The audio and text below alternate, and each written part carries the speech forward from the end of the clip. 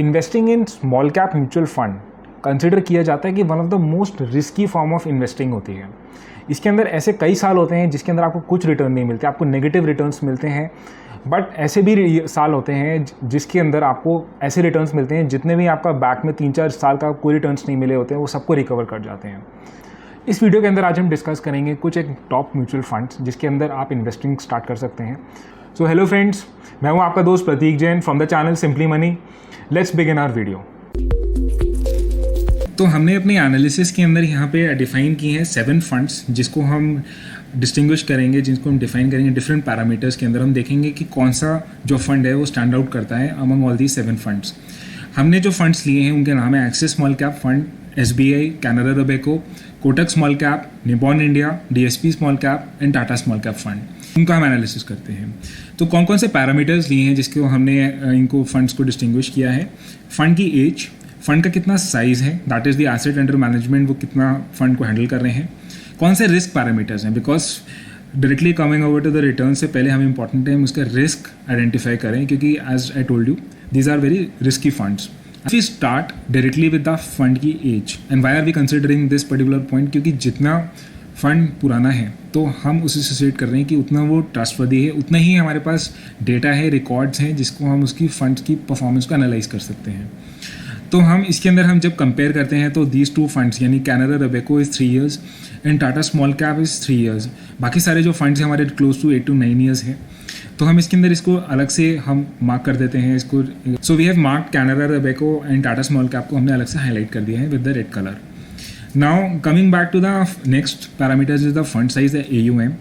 Fund size जो small cap होता है उसके अंदर काफ़ी इंपॉर्टेंट पैरामीटर होता है, क्योंकि आपका अगर बहुत कम है फंड का साइज़ तो कहीं ना कहीं लिक्विडिटी की प्रॉब्लम्स हो सकती हैं, और फंड का साइज़ अगर बहुत ज़्यादा है तो कहीं ना कहीं जो फंड मैनेजर है उसको उसके अंदर इन्वेस्ट करने के लिए प्रॉब्लम हो सकती है। लाइक SBI स्मॉल कैप के अंदर presently you can't invest through lump sum, आपको करनी है इन्वेस्टमेंट तो आप सिर्फ उसके अंदर SIP के थ्रू ही कर सकते हैं, क्योंकि तो हम दोनों ही यानी कि मिनिमम और मैक्सिमम दोनों ही इसके अंदर से हम हाईलाइट कर देते हैं। तो Canara Robeco is again we have highlighting it.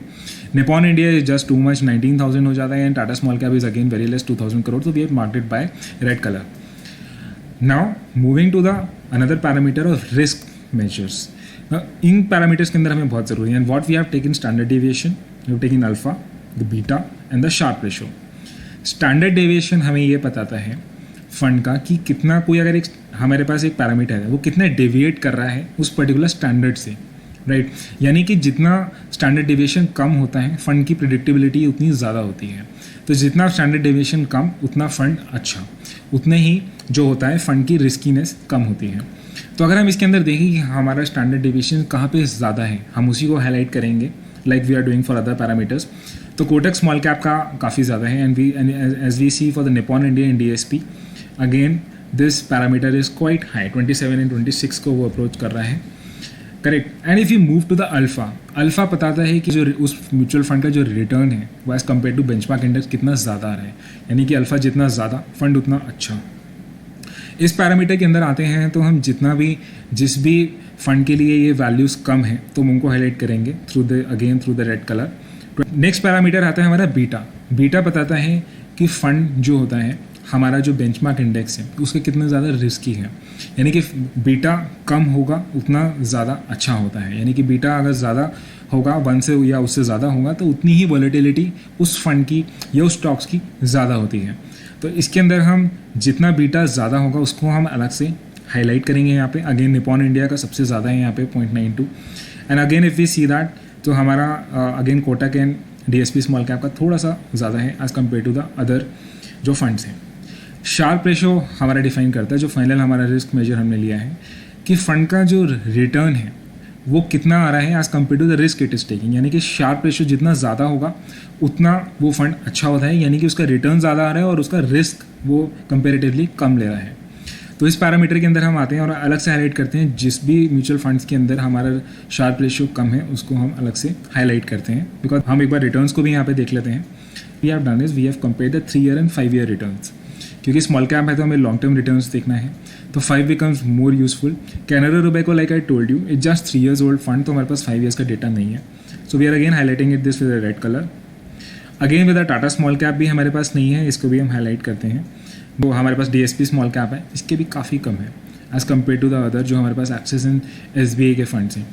अगर हम इन पैरामीटर्स के अंदर देखते हैं तो इफ़ वी सी कि हम क्लियरली निपॉन इंडिया के अंदर काफ़ी रेड कलर्स हो गए हैं, तो इफ़ वी कैन हाइड इस पॉइंट के अंदर कर सकते हैं सो दैट थोड़ा सा हम फिल्टर आउट कर सकते हैं अपने फंड्स को। Again we are filtering out the DSP small cap also. Again on the Tata small cap again we will also be hiding it. Why? Because the fund is little new, AUM काफ़ी कम है, returns 5 years की नहीं है, alpha भी काफ़ी कम है, तो we have better fund than this, so I am just removing that on our parameters.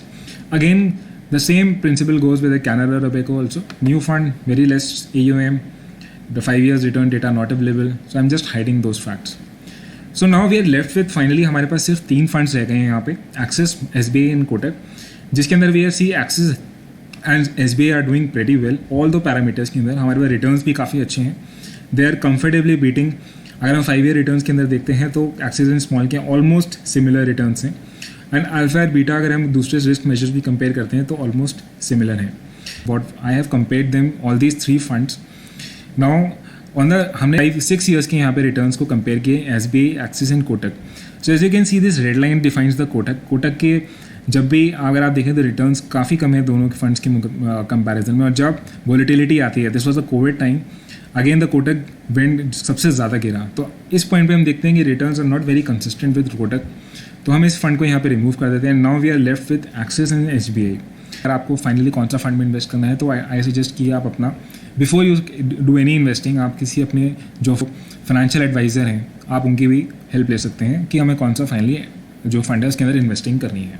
तो finally what I suggest is कि स्मॉल कैप के अंदर अगर आपको इन्वेस्टिंग करनी है तो सबसे पहले आपको सिर्फ SIP के थ्रू करनी चाहिए, क्योंकि जितना भी मार्केट एवरेज होता है अप एंड डाउन होता है, लाइक अभी के प्रेजेंट टाइम पे वॉलेटिलिटी काफ़ी ज़्यादा है, तो rather than going to a lump sum investment it's always better कि आप स्मॉल कैप्स के अंदर करिए इन्वेस्ट थ्रू योर SIPs, और लॉन्ग टर्म के लिए करिए, मिनिमम 7 years का होराइजन इसके अंदर जरूर रखिए। तो I hope you enjoyed this video. आपके कुछ भी सजेशंस या कमेंट्स हैं आप please write in the comment box below, and please do like this video and also subscribe to this channel Simply Money if you are coming for the first time in this channel.